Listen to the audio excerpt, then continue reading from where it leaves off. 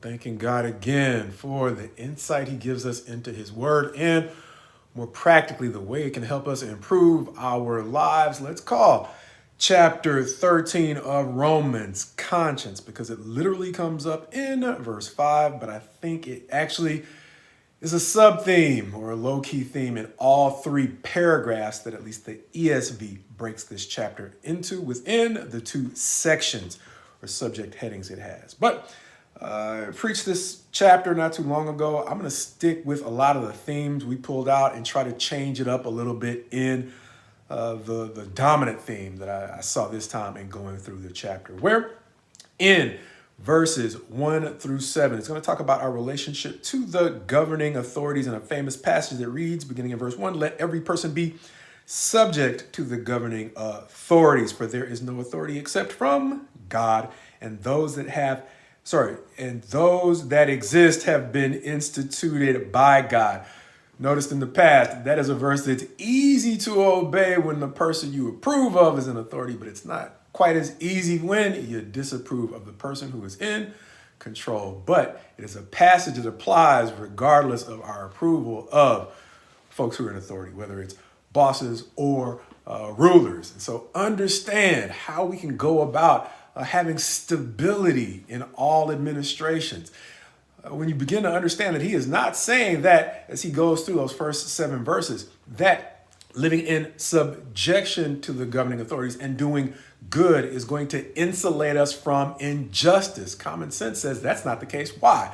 Because Jesus was killed by the Romans, the governing authority, and he did no wrong. He suffered injustice at the hand of the governing authorities. And so what he is saying in this compare and contrast section is, if you look at verses 1 and 2, he's going to compare being in subjection to resisting. What is the outcome of resisting? Well, it's incurring the judgment from God by way of those governing authorities. And then likewise, he's going to compare and contrast doing good versus doing bad. In verse 3, what's the outcome of doing bad? Well, it's living in terror of the potential consequences from those governing authorities. He's not saying that doing good, as we already mentioned, guarantees us just outcomes. What he's talking about is, as we mentioned in our title, our conscience in relationship to the governing authorities. At least that's what he seems to be talking about when he says that subjection frees our conscience from unduly having to live in a conscience that's quaking because we're resisting or rebelling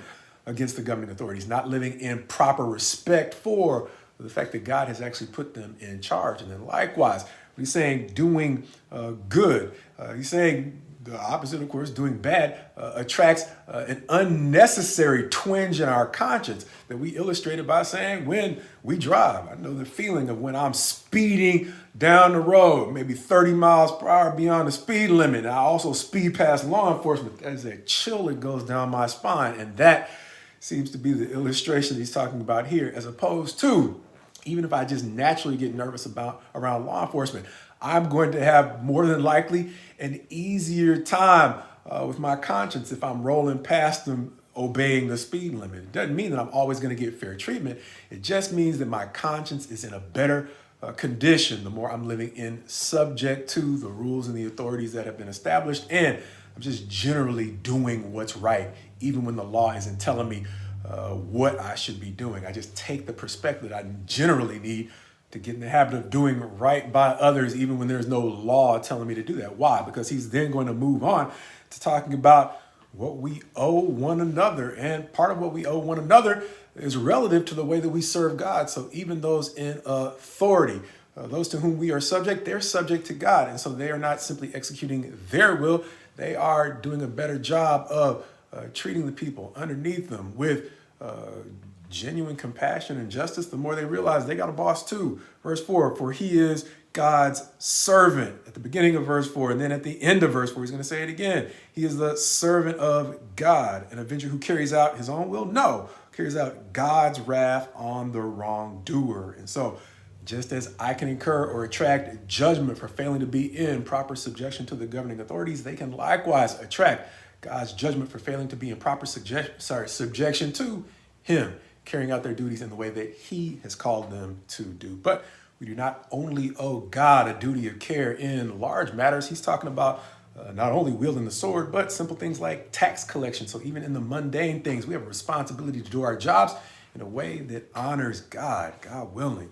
But he's not simply talking about the duty that we owe to God. He's talking about the duty that we owe to one another in verses 6 through 7. Verse 7 specifically saying, pay to all what is owed, taxes to whom taxes are owed, revenue to whom revenue is owed, and then just in the day-to-day personal or interpersonal matters, respect to whom respect is owed, and honor to whom honor is owed. As he is then going to go on and talk about owing no one anything in verses 8 through 10. That next paragraph, except to love one another, going into that whole concept of motives. Once again, there are a lot of laws and principles we see even in the or within the law of Christ, but it goes back to the golden rule. Once again, we can do a better job of making sense of the quote unquote spirit of the law, since he's talking a lot about the life in the spirit in Romans. If we understand that we need to have healthy motives, are the things that I'm doing, even in carrying out God's laws, motivated by actually bringing about or promoting the best interest of others?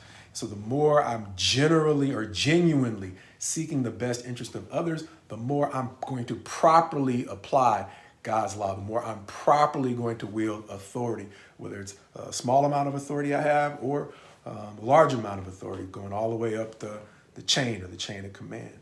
And so just as being subject to the governing authorities and doing good can leave me in a position where my conscience is clear before the governing authorities, doing things with the motivation of actually loving others and seeking their best interest can leave me with a conscience that's clear before God in relationship to the way that I'm treating other people. And then finally, with regard to my relationship with God, verses 11 through 14, the end of the chapter, are going to talk about that whole concept of darkness and light, day and night. He's going to talk about we spent enough time doing the kinds of things that we more likely be ashamed of. It's time to live the kind of life where more and more of our lives are lived in a way that we would be comfortable with eyeballs on them. And it reminded me of that whole concept of the surveillance state and our right to privacy. The law recognizes that we have a right to privacy, but likewise, there are things that God expects that we have a right to carry out privately. But the more that I mature, the more of my life or the less of my life requires privacy beyond those places where both God and the law tells me I have a right to an expectation of privacy. See, the more I'm doing dirt, the more darkness and the more privacy I require to be able to carry out my deeds with a clear conscience. But the more I am actually obeying the counsel that God gives me, the more and more he's guiding me into places where beyond my right to privacy, I'm just comfortable having eyeballs on the things that I'm doing. Understanding that we all, I'm guessing, could use some help being more and more comfortable under scrutiny. Part of the practical value that we're seeing in life in subjection to God's counsel is him more and more developing us into the kind of people whose consciences are more and more clear under greater degrees of scrutiny. Something I'm firmly convinced we will never be comfortable with without the help of God and the Holy Spirit, which is why we often say God's best to you as you go forward with him, God willing, leading us into places where our consciences are less and less dependent upon secrecy.